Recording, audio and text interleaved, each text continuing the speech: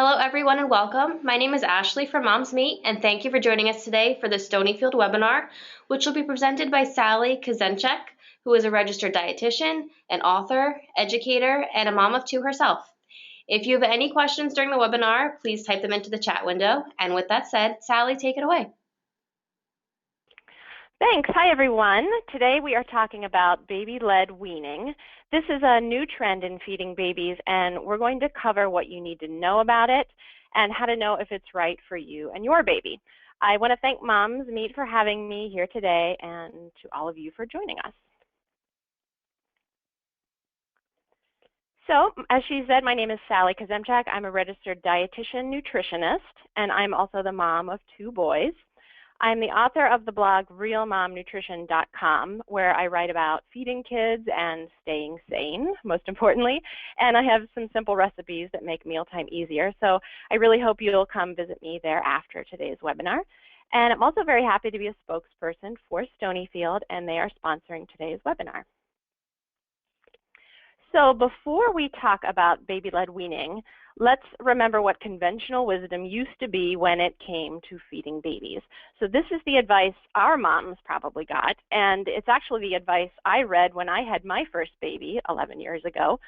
So we were told to start solids between the ages of about 4 and 6 months, and to always start with rice cereal, since it was least likely to cause any kind of allergic reaction. So that was always like the first food. Then we were told to move on to pureed vegetables, and always again before trying fruit. So the thought here was that once babies tried the sweet flavor of fruit, then they would reject vegetables because vegetables tend to be less sweet, and in some cases they can even be a little bit bitter. So, and finally, pureed meat, we were told to hold off until the very last thing. And people were also told to stay away from foods like dairy and nut butter and fish in that first year for fear of an allergic reaction. And finger foods really weren't recommended until babies were about 8 months of age. So this is sort of conventional wisdom, what people used to be told. But flash forward to now, and that's actually not what most experts say is the way to go. So in fact, there's not one food you have to begin with. You could even start with meat if you wanted to.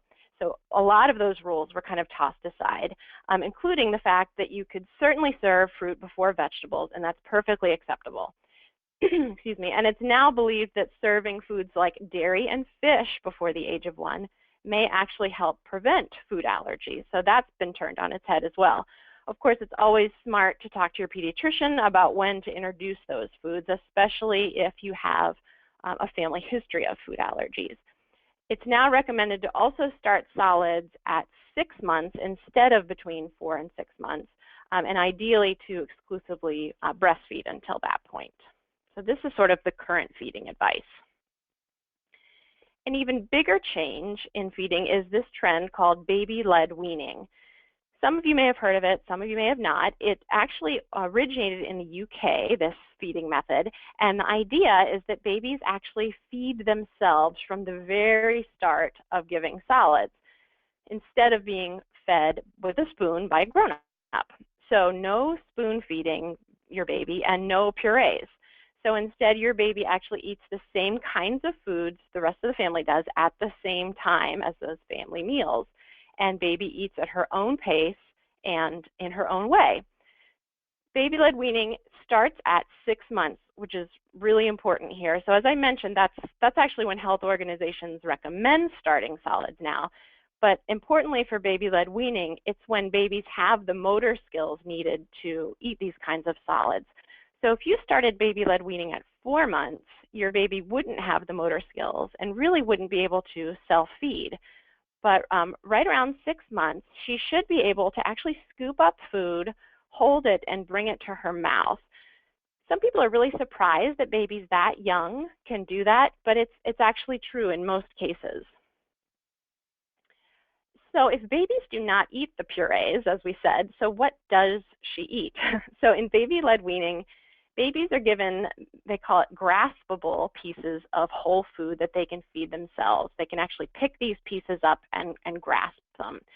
The pieces should be large enough that your baby can pick them up herself, and you can see that here's a picture of a baby doing baby-led weaning, and you can see these wedges of sweet potato and pieces of very ripe kiwi. So the food that you give in baby-led weaning is often like a stick or a wedge shape.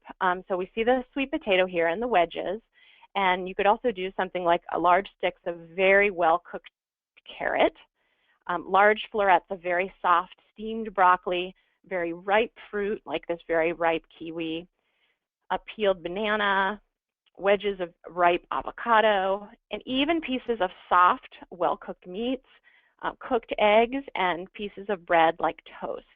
An important part of baby-led weaning is that you offer the food, but your baby decides how much she eats and how quickly she eats, and that's very different from when you're sitting there with a baby and you're spoon feeding and you're sort of setting the pace and deciding how much you give and when you start and when you stop. So it's a pretty big change.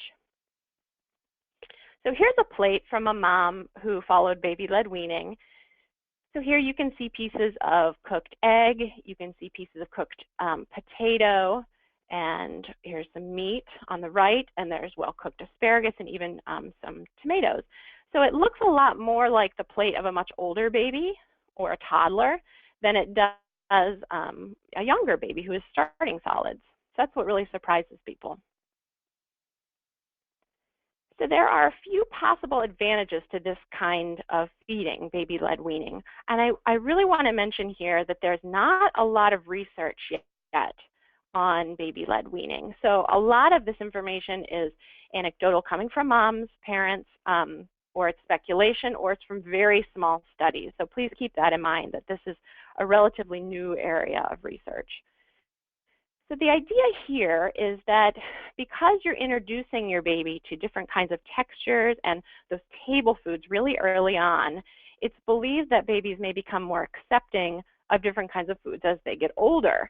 So they may learn to really like and really prefer those, what we consider sort of those grown-up table foods, especially, those pieces of whole fruits and vegetables, like, the pieces of ripe avocado or the pieces of sweet potato, more so than a baby who's just spoon-fed, pureed, fruits and vegetables and other foods. And it sort of makes sense. In baby-led weaning, babies are feeding themselves. Like I said, a grown-up isn't putting a spoon in their mouth, so they're better able to control how much they eat. The baby isn't a passive participant in the feeding process, just sitting there waiting for that spoon. He's actively controlling what he eats, how long he eats, how much he eats, how quickly he eats, and that may help babies regulate their intake better. And ultimately, that may help keep body weight at a healthy level through childhood. So how many times have you seen someone put a spoon in a baby's face, even if they're turning away and clearly don't want the food anymore? And honestly, if I look back on my own experience as a new mom, I was probably guilty of encouraging my kids to maybe finish off a puree if there were, only 1 or 2 bites left. And there was a study done, and they found that moms who followed baby-led weaning were actually less likely to pressure their child to eat than moms who gave spoon-fed purees. And so that's a really possible positive of baby-led weaning, that you're letting your baby kind of decide how much they want, and they're better able to control, their hunger and fullness cues and respect those. So there are also some possible downsides to baby-led weaning, and there are worries that babies fed this way could become iron deficient. And the reason here is that in traditional feeding, baby cereals are usually given first. If you remember that, rice cereal always, they were always told us to give that first. And baby cereals are typically used a lot in traditional feeding. Those cereals are fortified with iron, and that's a mineral that babies really start needing around 6 months, when their own internal stores of iron begin to decrease. But in baby-led weaning, those cereals aren't typically used because, they're runny and they're hard for babies to feed themselves, especially when you're first starting. Now, if babies are eating pieces of meat, like this baby is, this is a photo of the daughter of a friend of mine, and she did baby-led weaning with her daughter, and this baby's actually gnawing on a rib. So if this baby is getting meat, there's not as much of a concern about iron, because the iron in meat especially is really easy for the body to absorb. But this is definitely something to be aware of and sort of have on your radar.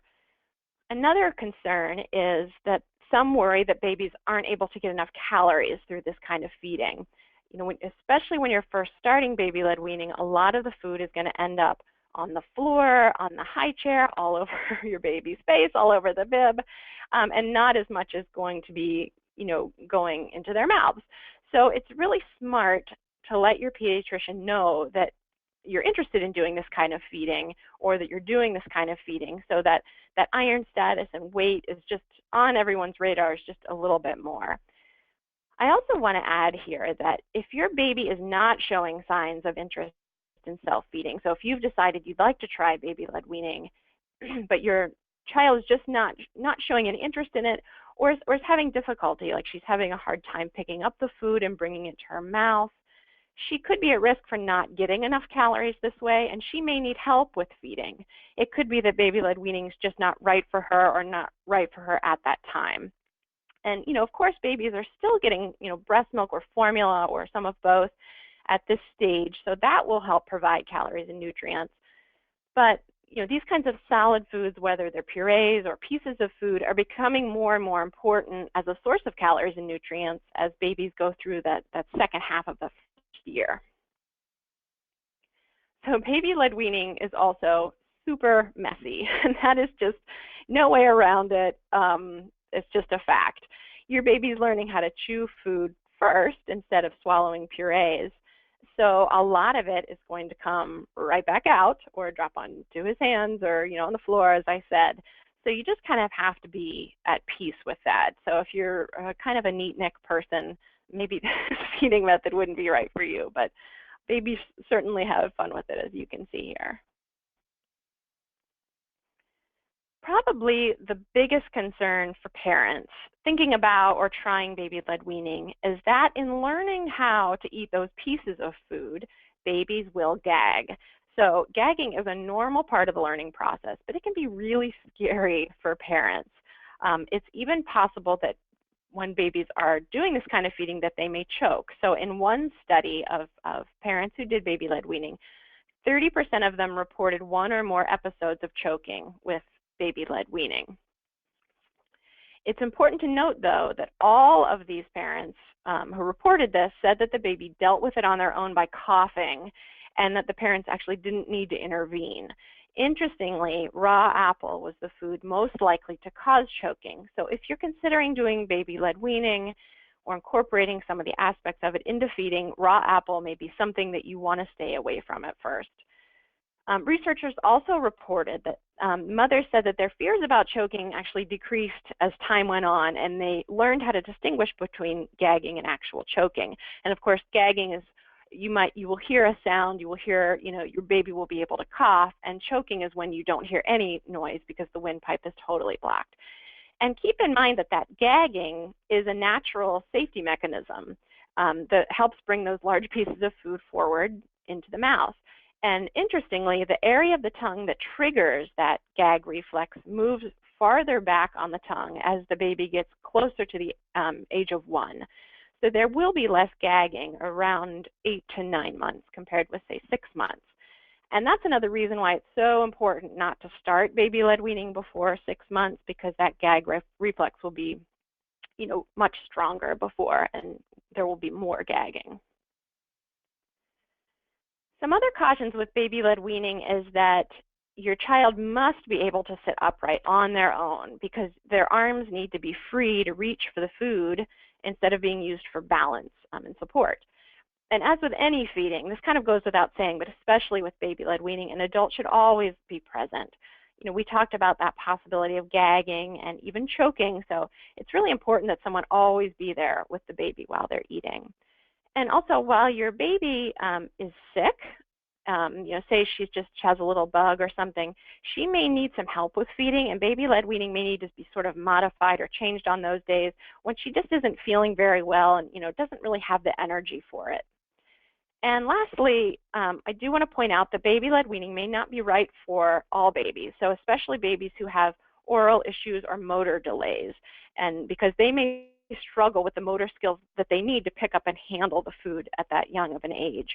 So we talked about that risk of not getting enough calories, and that can come into play in those cases. So bottom line is it's really good to talk to your pediatrician about this, because your pediatrician knows your baby's unique history. So what about yogurt? So today's webinar is sponsored by Stonyfield, so of course we're going to be talking about yogurt. So babies can't exactly, pick up and grab yogurt, but you can actually still incorporate it into baby-led weaning in some really fun ways. So here are a few ideas. So you can put a dollop of yogurt on your baby's high chair tray, let him explore it. Again, really messy but fun for babies, and a great learning experience for them about texture. Your baby can eat it with his hands, or you can give him a soft spoon to kind of dip into the yogurt and eat. You can preload a soft baby spoon with yogurt and let baby feed himself. You can put yogurt on the high chair tray or in a dish and give him other foods to dip into it. So you could give him, like a peeled banana to dip into the yogurt, and that would be really fun and obviously nutritious. And you can just spread yogurt onto pieces of fruit or pieces of toast and then give those to babies. So let's hear what some moms who have done baby-led weaning have to say about it. So this is my friend's daughter, and my friend did traditional feeding with her first child, and then when her daughter came along a couple years later, she decided to do baby-led weaning, and she did not do any purees. And she says, I loved baby-led weaning because I'm convinced it minimizes young kids' aversions to texture. My older son got baby food. My younger daughter sucked on hand-sized broccoli spears at 6 months. It doesn't surprise me that she is the one who likes broccoli 2 years later. She is also the cleaner eater because she mastered utensils earlier. And as I said, this is her daughter here, and this is her closer to about 12 months after doing baby-led weaning, starting at 6 months, and it looks like she's pretty darn good with handling that spoon. And she continued on to say that a lot of people thought I was crazy to give her solid food, but it's like the bathtub, I wasn't going to walk away. And her gag reflex protected her every time, just like all the books told me. So here is obviously her daughter at a younger age, and it looks like she's having some pineapple and looks like maybe some bread with cheese. Here's another mom who did baby-led weaning. This mom's name is Lindsay Livingston. She's a fellow dietitian, and she blogs at theleangreenbean.com. And I encourage you to go check out her site as well. And she does have at least 1 or 2 blog posts about baby-led weaning and her experience with it. So she says, I was nervous about choking, so I didn't give him a ton of large pieces to gnaw on. Instead, I focused mostly on giving him small bite-sized pieces of a variety of foods, encouraging him to chew and letting him practice his coordination. Although he's starting to get pickier now, as most kids do, he still eats a wide variety of foods, and I credit baby-led weaning with giving him a solid foundation. And you can see his plate here up at the top of, he had sweet potatoes and it looks like avocado and some chicken, and then his after plate. So he enjoyed sort of smaller bites, but again, of the very soft food.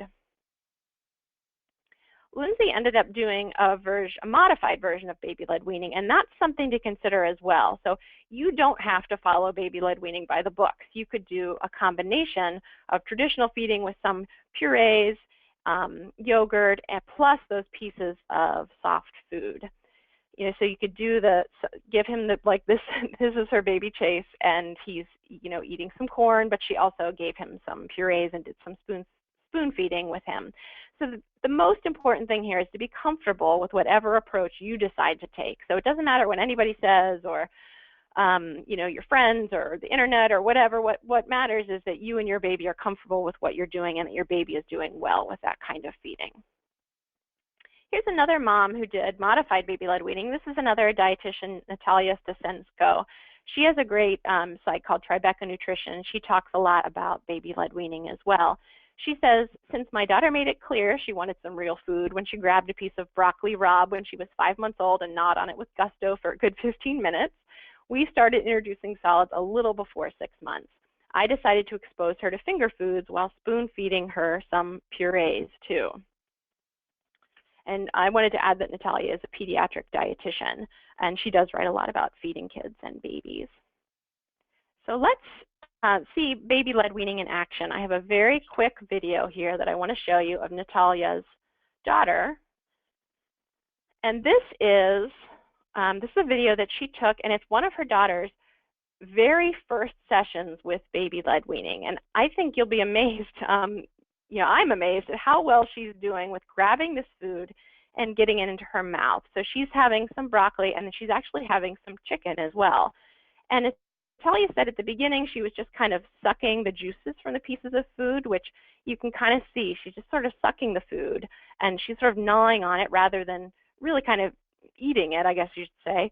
You can see, but she's still exploring it and kind of learning to pick up the food and bring it to her mouth. And to prevent choking, Natalia said she didn't give her any hard, crunchy foods that are easily snapped off. She didn't give her raw apples. She didn't give her raw carrots. And she didn't give her any sticky foods like, peanut butter or almond butter. And she also fed her purees, and she focused on foods that were iron rich. So she did like chicken puree or cooked egg yolk, buckwheat. She did some fish purees, lentils, and meats. So she made sure that her baby was also, getting the iron that she needed as well as getting some experience. And I just think this is so funny to watch her like eating this broccoli, this broccoli floret with such gusto. I think it's just really neat to watch. And again, that was one of her very first baby-led weaning episodes. So I wanted to take a moment to talk about Stonyfield, our sponsor, and Stonyfield Yo Baby Yogurt in particular. They make a really wonderful yogurt for babies, and sometimes I'm asked whether babies need their own yogurt or why you need a special baby yogurt. And actually you do, because there are some things that make Yo Baby special and different from other regular yogurts. So for starters, it's a full fat yogurt, and this is super, super important. In those first 2 years of life, babies need about half of their calories from fat. And that's huge, and that's much different than what we need as grown-ups. And that's because there's an enormous amount of brain growth happening in those first 2 years. So the first ingredient in Yo Baby yogurt is organic whole milk, so that's a great source of fat. And Yo Baby is also organic, so what that means is that it's made without the use of harmful persistent pesticides, antibiotics, artificial growth hormones, or genetically modified organisms, otherwise known as GMOs. And those are things it's nice to not even have to worry about, especially in a first food. Yo Baby also contains those live and active cultures, and what those are strains of good bacteria that flourish in the digestive tract, and they help keep tummies healthy and make the yogurt easy for babies to digest. And you'll see those strains listed on the label. They have names like L. acidophilus. Yo Baby comes in both plain and flavored varieties, and of course their flavored variety is they're flavored with organic fruit purees, and nothing artificial. And of course, Yo Baby is a naturally rich source of calcium, and it's fortified with vitamin D, which is a nutrient that a lot of people, including kids, do not get enough of. So you may have heard different things about when is a good time to introduce yogurt, but the American Academy of Pediatrics actually says that yogurt is appropriate starting at 6 months of age. So thanks to those live and active cultures we just talked about that break down the lactose, which is the milk sugar, and the protein in yogurt, it's very easy for babies to digest. So I hope that you have enjoyed learning about baby-led weaning and that you feel better educated about this trend and whether it's right for you. Maybe it's something you want to do with your baby now. Maybe if you want to try it with a future baby. It's just kind of an interesting thing to think about and to consider, and I'd be happy to take any questions now if you have them. Thank you. Thanks so much, Sally. That was such a great and informative presentation. I just wanted to let you know, Shonda let us know that she really liked the video, and she actually told us that she sneaks bites of Yo Baby when she feeds her baby yogurt. So that was great. We have a lot of questions coming in from our moms, so I'll just jump to the first one. Lori would just like you to confirm the age that she can begin giving her baby Yo Baby yogurt. At 6 months of age. So just like I said, the American Academy of Pediatrics says that starting at 6 months of age, yogurt is appropriate for babies. Okay, great. Shirley would like to know how much yogurt she can give her baby in one day. Is there any sort of recommended amount? I'm assuming that maybe she's asking that question because her baby is loving the yogurt so much and wants a lot of it, and maybe she's worried that her baby's getting too much of it. So I think with those kinds of questions, I think obviously yogurt every day is great, but I think that might be something she might want to address with her pediatrician, like if she has a specific concern that maybe, her baby's eating a lot of yogurt at the expense of eating other things or whatever it is. I think that's maybe something she might want to ask her pediatrician about. Okay, that's a great point. Jessica would like to know if you recommend adding any things or if she can add anything to her baby's yogurt, and if so, what types of things she can add. Absolutely. So especially like, the Yo Baby Plain, that's just a great, healthy blank canvas in which you can do all kinds of things. So you could swirl in some fruit purees or some vegetable purees. You could put some mashed egg yolk in there. You can put some baby oatmeal in, or other kinds of, baby cereals. You can combine things. So you could swirl in, you could take Yo Baby Plain and put, swirl in some chicken puree and some apple puree, or, sweet potato puree. You could even add spices. So you could put a little bit of cinnamon or a little bit of ginger in with some fruit.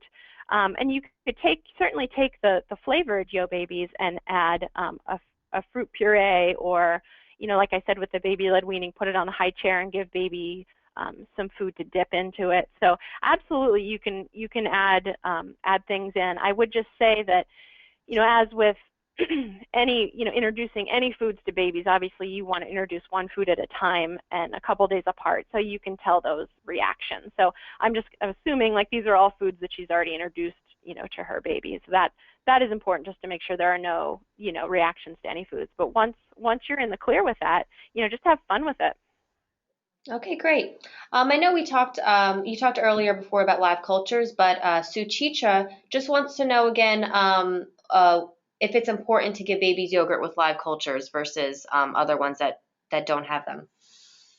Yeah, so absolutely. Those active cultures in the yogurt make the yogurt easy for babies to digest. And, that's something like a lot of parents worry about and think about when they're giving their babies food, is how their babies are reacting to it and whether it's easy on their tummies. So those active cultures help break down the protein in the yogurt and the lactose, which is the milk sugar, the natural milk sugar, so that it's easy to digest. And active cultures are really important because what they do is they populate the digestive tract with good bacteria, the healthy bacteria that will hopefully flourish and crowd out the bad bacteria that can cause illness. So that's another important point about what those live active cultures can do for the body. Okay, thank you.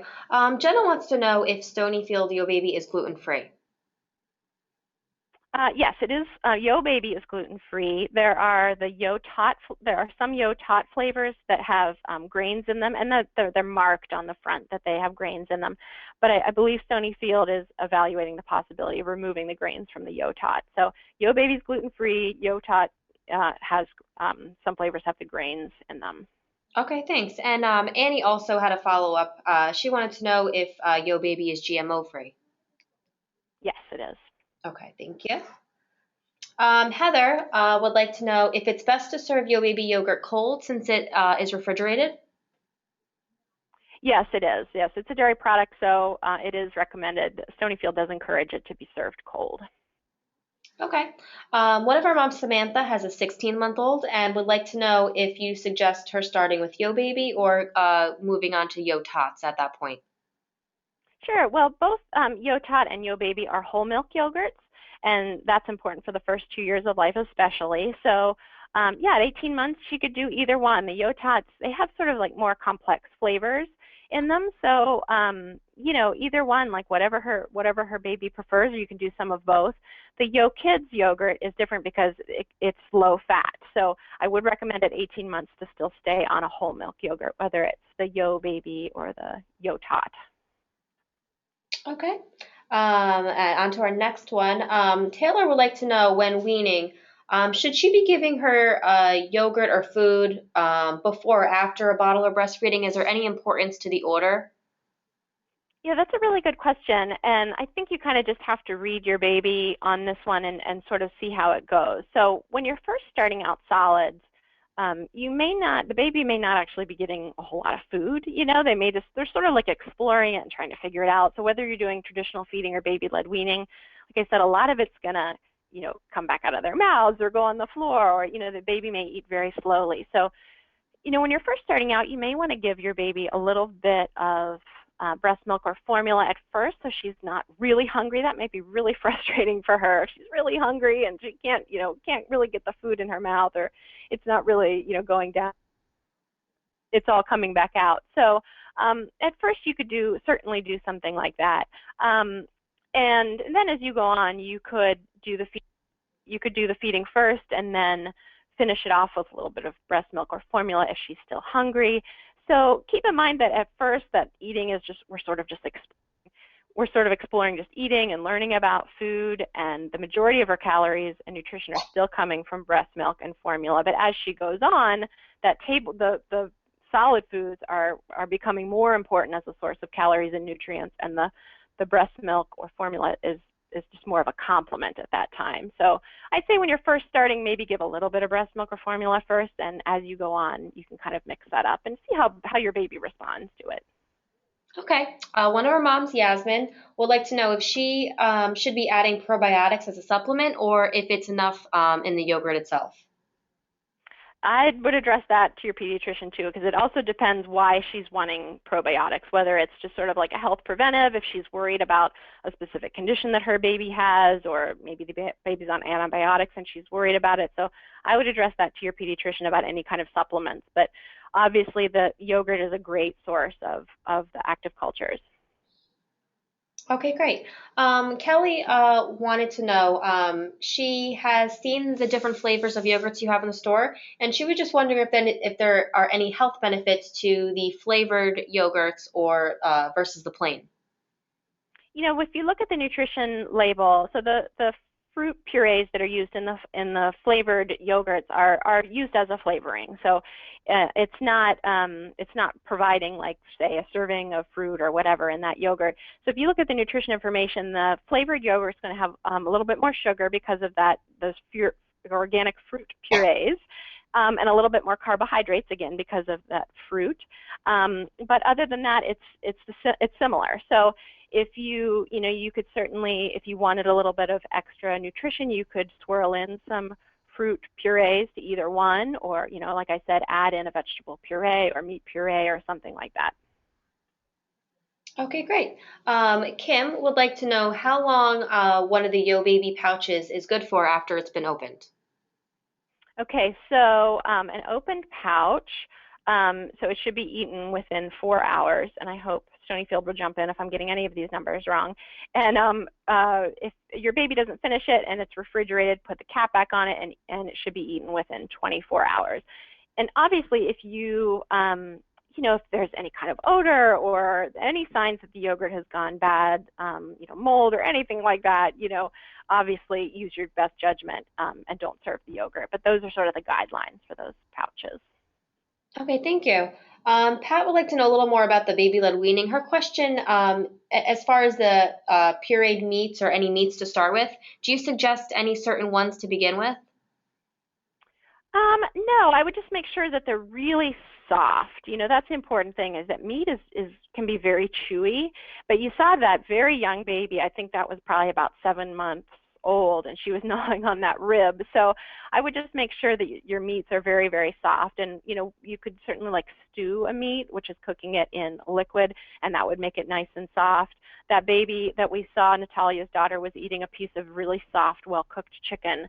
So you could start with something like that. But I would just watch out for really chewy, tough pieces of meat, very stringy pieces of meat. Those might cause baby to gag or choke. So just as soft as you can get. Okay, great. Stephanie would like to know, with baby-led weaning, do you suggest starting slow with it, or just sort of choosing a day and going full force and just giving them a lot of food at once? Well, with starting solids, you have to start with kind of one food at a time, like I talked about. So you wouldn't want to set your baby down in a high chair and give her 4 different kinds of foods, and then if she has some kind of reaction, you have no idea what caused it. So just with traditional feeding, you want to start maybe one food at a time and just make sure, like maybe you could start off with a spear of, like Natalia, I think she started off with a spear of broccoli. Or you could start with those big wedges of really well-cooked sweet potato. And, at first, this is just, again, we're just sort of, baby is exploring it. She's learning how to eat, how to pick up the food. I mean, it's not really about eating the food and getting the nutrients from the food at first. It's just learning all those mechanisms that go along with eating. So, yeah, I would just say to go slow and start with one food at a time, wait a couple days and make sure. But once you have, say, maybe you have a stable of 5 foods that your baby reacts well to, you could certainly start serving those together in a meal. But, have your baby at the table, even if you're just starting with broccoli or something, have her at the table. That's sort of like a cornerstone of this, is that your baby's at the table with you.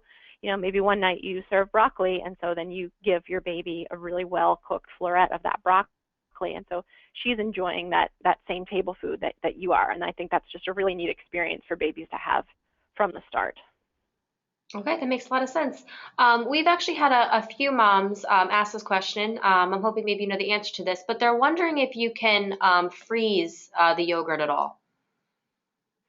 Ooh, I actually don't know that. I don't know if I would think so, because I think you can make yogurt pops and different kinds of things out of it. But as far as like freezing it, like buying extras and freezing it, is that what they're asking, or? Yes, I think freezing for later use, it was their question. You know what? I do not know the answer to that. Maybe we can get an official answer from Stonyfield on that, and Yeah, maybe, we at Moms Meet also can follow up with our moms who've asked that'd be that great. question, so we can get that Yeah. answer to them. Thank you. We do have another question from Sarah. She's wondering if you know with baby-led weaning, since the babies may be swallowing the food whole and not really chewing it, if you think there are any odds of them getting constipated at all when beginning. I haven't read about that. I mean, like I said, there's not a whole lot of research and information on it yet, but I haven't come across anything about constipation. No, I have not seen that. If you're, what's nice is that with the baby-led weaning, you're giving babies a lot of really healthy foods, so a lot of fruits, a lot of vegetables. So if they are getting those foods, those should really help as far as keeping, baby's digestive system going. And as you could see at first, like in that video, they're really just sort of sucking the juice out of the items. So they might, they might not be getting as much as you think they are as far as big bites. Okay, great. And we have one final question from Sarah. In the presentation, you had mentioned giving babies some meats for baby-led weaning. Do you recommend pure meat, or would like deli lunch meat be okay? Oh, I would suggest regular meat. Yeah, I think deli meat can be slippery. I would probably do the regular meats. I haven't seen anywhere about recommending deli meat and baby-led weaning. I think like larger pieces of really soft cooked meat would be best. And I think meat is sort of like the one thing in baby-led weaning that's sort of like maybe makes parents a little bit nervous, because like I said, meat can be kind of tough and chewy. So you could certainly start with like more of a pureed meat texture, and maybe let baby kind of explore that with a spoon or something, and start with other foods, and then as your baby gets comfortable, start introducing the meat. So if it's something that worries you, I would suggest going that route. Okay, fantastic. Thank you for answering everyone's questions today. We actually got a note from Tamara who said you helped her tremendously as a first-time mom. So thank you Oh, very much. great. Did you have any closing thoughts for our moms before we wrap up today? Yeah, I just want to say that, I think baby-led weaning, I didn't do it with my children because it kind of has just become a trend in the last couple of years. But I definitely would say that if I could do it over again, it's something that I would try. I think it's really interesting, and it has some really great possible advantages. But as I said in the webinar, the most important thing is to do what you are comfortable with. If this does not make you comfortable, don't do it, and think about what's best for your baby too. If they're responding well to it, great.